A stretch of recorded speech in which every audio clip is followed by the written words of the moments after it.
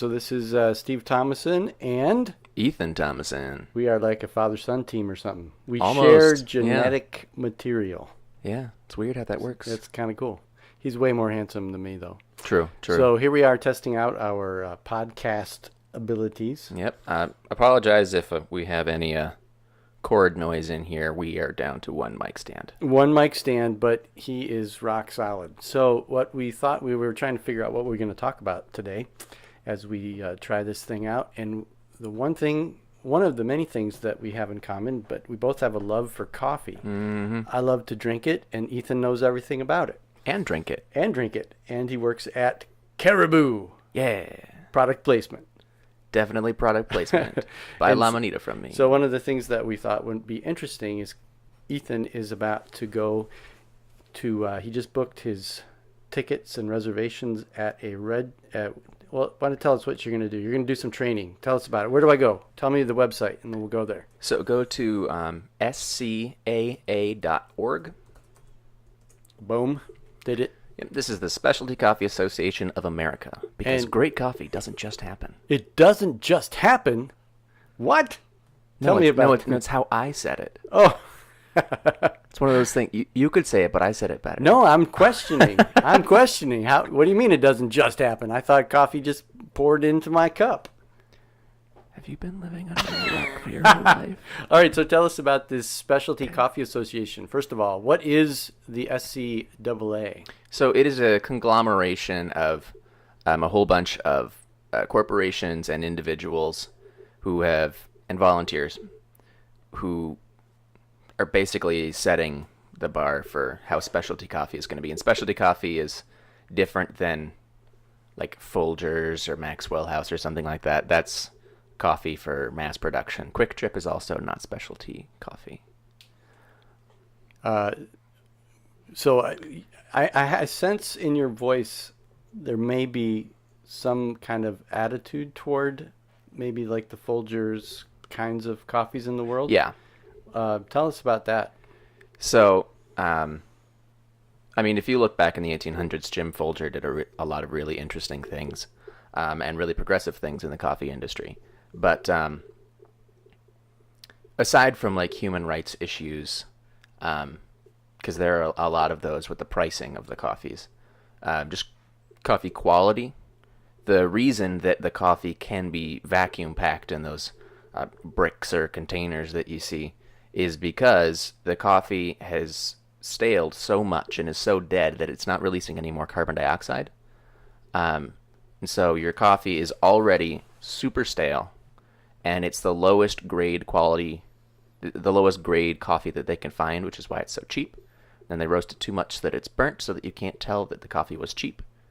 And then even any of the flavors remaining in the cheap coffee are gone because it's dead.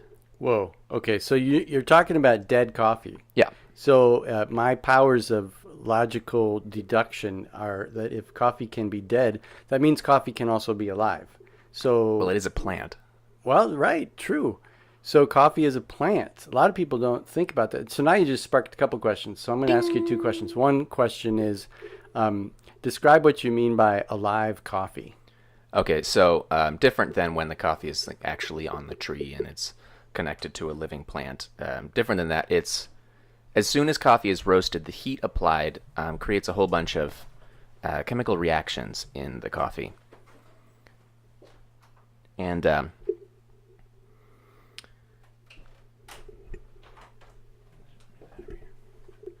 just doing a little bit of adjustment there. So there are a whole bunch of chemical reactions that happen once the heat is applied in the roasting stage of making coffee. Should I give a visual here? Should I go to a particular site that would kind of illustrate what you're talking about? No. Okay. Let's not do that then. Let's just watch this. I would have slideshow. to search around, and Okay. it would be distracting. All right, go ahead. So there are about 2,000 or 3,000 different volatile chemicals created in that chemical reaction through the heat application, and most of those are directly responsible for the flavor of freshly roasted coffee.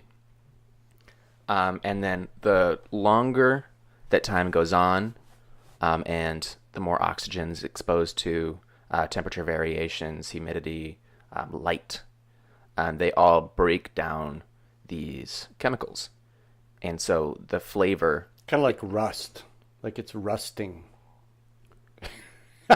Right? Coffee Does rust... my coffee rusting? No, coffee rust is a totally different thing. That's a disease on the plant. Oh. That's actually a thing. So that's a thing? That's a thing. I was just trying to be funny. No, Google coffee rust. Okay, while you keep talking, I'm going to Google coffee rust.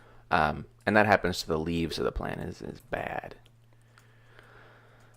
So that's part of the reason we cultivated Robusta. Hey, look, coffee rust. Yeah. We'll talk about that in a second. Keep going.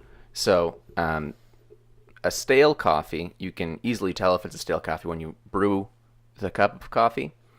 A freshly brewed one will have a bunch of light brown foam on it because the coffee is continually releasing that carbon dioxide. So you want your coffee to be kind of bubbly.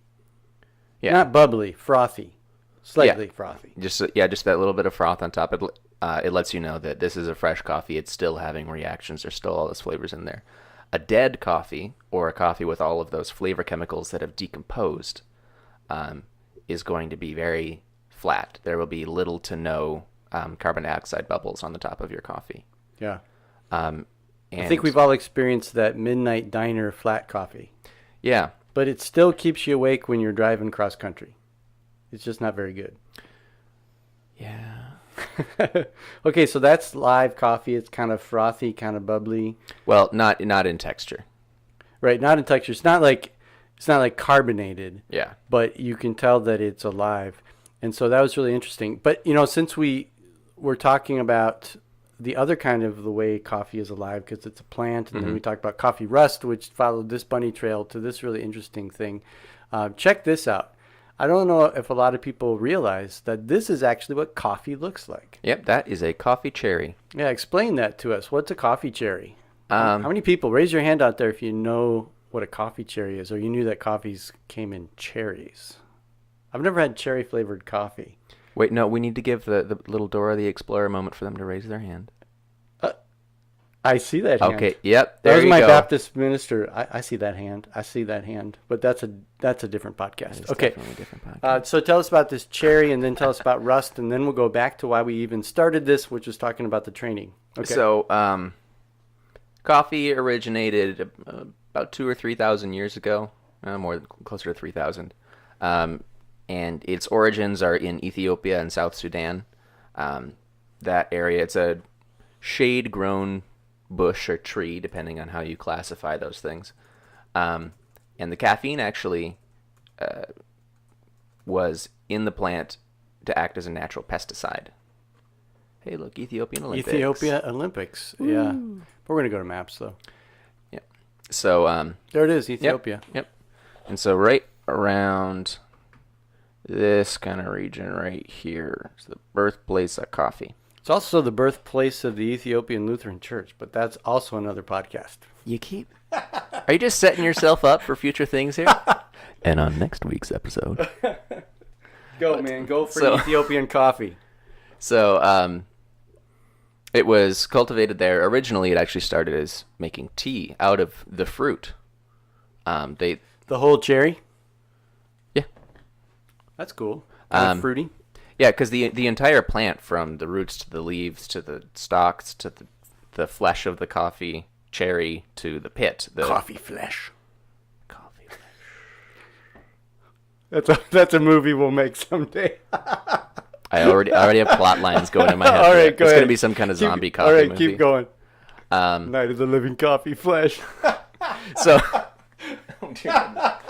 I think that coffee flesh is the zombified version of a person when they don't have coffee. Yeah. All right, Ethiopian It's like tea. me in the morning. Ancient Ethiopian tea.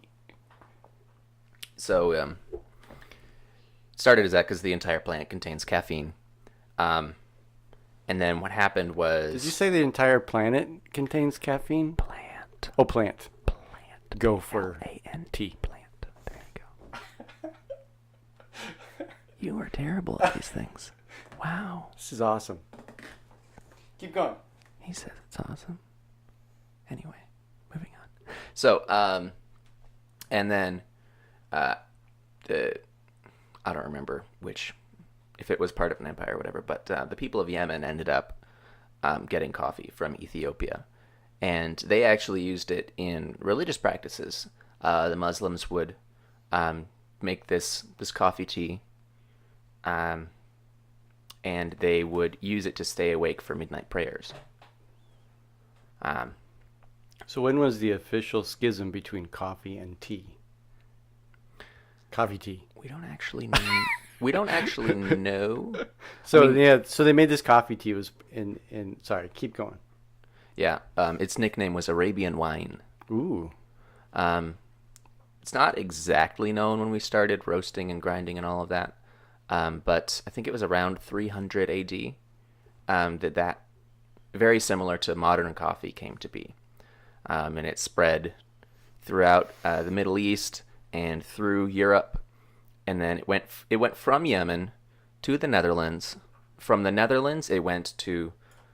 Wait, where's Yemen? It's right there. It's right across the channel from Ethiopia. Oh, there's Yemen. So it went from Yemen to the Netherlands. Yep, to the Netherlands, and then this was at the peak of the Dutch East India Trading Company.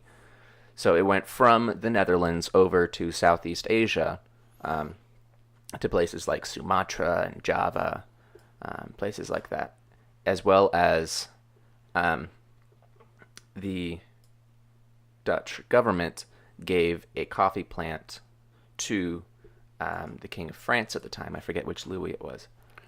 I think it was actually Louis.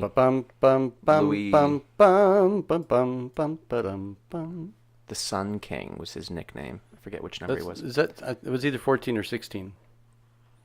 Might have been. Yeah. Yeah. Go ahead. Anyway, so they cultivated a plant there, and actually most of the coffee in the Western Hemisphere is derived from that French coffee. Yeah, because they took it to the New World, to like Martinique, over to the Caribbean, down to Brazil. So the quote unquote New World, new for Europeans anyway. Yeah. Started down here, and coffee was part of the very beginning, right? Yeah, it was one of those cash crops. I mean, it was ended up being more of a South American crop for the big deal because Brazil down here, Brazil, yeah, Rio de Janeiro, home of the Olympics, 2016, as well as the home of a name of a terrible tasting coffee. There's actually, because of, at one point in time, Brazil had such a their idea of coffee was quantity over quality. Mm-hmm. And so didn't they like deforest their whole country in order to grow coffee? Yeah, they chopped down, raised their own lands. They burned down the rainforest to help. It would clear space as well as add extra nutrients to the soil. Mm-hmm. Of course, with their farming practices and their irrigation practices, all of the nutrients washed away anyway. Wow. So Brazil did not, in its early days of coffee, did not really take care of its environment. But they know how to throw a party. That they do. And then it came up here to the United States. Yeah. And then Folgers killed it. And now we have dead coffee. Well, no, actually Folgers made a lot of innovations in the coffee scene. That was during the gold rush. The issue was during industrialization, because that was when they were just trying to get coffee available to everyone. And Americans had already been boiling and burning their coffee for like 200 years at this point. Sounds very American. Yeah. So America. Burn your coffee. Burn. I like burn coffee because I'm American. Ball it. You got to ball the coffee. Ball my burn coffee. So it wasn't Percolate until... Percolators. Anyway, so there's a lot of stuff happening here, but then the specialty coffee industry has stepped in, has been looking at how coffee can be sustainable, enjoyed in its most pure form, and be a sustainable economic commodity as well. That's cool. So that kind of brings us full circle, because I know that one of the reasons you like working for Caribou is because they are part of the Rainforest Alliance. Did I get that right? Well, we are we only buy coffees that are Rainforest Alliance certified. Yeah. So tell us what that is, and then we'll get back to this thing that training you're gonna need. So the Rainforest Alliance, if you're familiar with fair trade, it's kind of like Fair Trade Plus, because as well as having the guarantee of never letting the price that they'll pay for the coffee drop below a certain set standard, we make sure that we pay the farmers a decent wage, a living wage for their crop, as well as we make sure that they have access to healthcare, education, all those kinds of amenities. And we also, part of the certification process on the farm side is they need to make sure that they're growing things organically and in a sustainable way, so that they aren't depleting their soil. They're making sure that they're not using pesticides or unnatural pesticides. They need to have a certain degree of shade growth, which means that you let trees grow so that the coffees can grow under them, so that the migratory birds and insects have a place to live. Because one of the big issues with the deforestation and coffee plantations in open sunlight is that now all of these animals don't have a place to live, and it's started threatening their existence. So this is what a real coffee farm should look like. Well, it doesn't have to be that thick, but yeah. That's cool. All right. So that's very cool. So let's just talk real quick about this course that you're going to be taking. Where do I find it on this site? So what you're going to do is go to Educational Pathways. Mm-hmm. And actually, let's just look at the overview of the program that I'm going to be getting. So go to Pathway Programs. So, this is and these pathways are basically technical degrees in the coffee industry. And they have 4... I thought you just drank it. This is why we need the specialty coffee. That's why we need the SCAA. Yes. Okay, Yes. Learn me, man, learn me. So there are 4 degree pathways that you can go. So there is the barista. Barista. Just fun to say. Barista. How many cups of coffee did Keep you have going. this morning? I did have a lot of coffee. Oh dear. Okay, So you barista have pathway. Barista pathway, the roaster pathway, the green coffee buyer pathway. Which is different than the rooster pathway. Okay, sorry. Roaster pathway. Roaster pathway, the green coffee buyer pathway. So that would be the person who goes out. So like Caribou has green coffee buyers, so we would be the person for whatever company you're working for. You're going to be the one going out to Ethiopia and Brazil and Costa Rica and Sumatra and all these places. So that'd be cool. Yeah, you're actually going to go to these farms and you are going to bid on their crop, test the crop, and you're going to be the one managing inventories, and a lot of the contract negotiation for what crop you want to get from this farm, how much you're going to pay for that amount of crop, and what quality you want that crop to be. Nice. So there's a lot of power in the coffee buyer. Yeah, and also a lot of stress. Yeah, right. A lot of stress. Gotta love to travel and negotiate, right? Yeah, and then you have the coffee taster pathway, which is the one I'm doing. Oh, so should we click on it? Yeah, go for it. So you are going to go to, where are you going? Tulsa? Tulsa, Oklahoma, yep. To do the coffee taster pathway. Mm-hmm. And first, everyone does Foundations of Coffee, which is getting to know a little bit of the history of coffee, as well as from seed to cup, like how it started being grown at the farm all the way through the process until it is sold to someone and they drink it. Nice. Seed to cup. Mm-hmm. Be a fascinating journey. Yeah, as well as there were some customer service essentials. I think we should animate that someday. That'd be cool. Yeah, I actually think that would be awesome. That'd be very cool. Let's do that. Yeah, right now. Not right now. We're doing something. Yeah. As well as proper brewing and extraction methods for coffee. And they have an applied class for that. Nice. Yeah, and introduction to cupping. Everyone needs to know the introduction to cupping. That sounds a little I Isn't don't. that what don't. Michael Nope. Phelps did? Cupping? No, that's fire cupping. Oh, that's fire cupping. And it's totally different than spooning. Cupping and spooning would be two different things. Very different things. Okay. Coffee cupping. It's all legit. Above board. It's like wine tasting for coffee. That's the simplest way to put it. So you can put on your superior face and go, this is good. And for all of these really important reasons. If you, And that's what you're going to learn. I know you can't hear this. I'm just going to describe. He is just staring at me like, this is so funny. This is totally right. This is And I'm giving, we're having a father-son moment. I'm giving him the look of, you're still going. Why is this? Welcome to our relationship. Okay. It's great. Okay. So, This looks cool. yeah, it is actually. And then you get a fancy really cool. certificate. Yep. Hopefully it looks a little bit fancier than that. I'd probably. But- I think that there's actually some legal mandates that say that you have to have more than just certificate printed Probably. on a piece Probably of got to have your paper. name or somebody's important signature on it Yeah, generally. or something. And that carries some gravitas in the industry. Gravitas. Yeah. That means gravity for those of you who don't speak Latin. Weight, Which, honestly, power, if you don't speak Latin, it is so authority. practical. Why have you not learned it? right? Okay. E pluribus So I unum tell you and what, whatnot. here's what we're going to do. I'm going to ask you one more question, then we're going to shut this episode down. Yep. And maybe what would be cool is we can talk again after you come back and see how it met your expectations. So the question I'm going to ask you is this. Okay.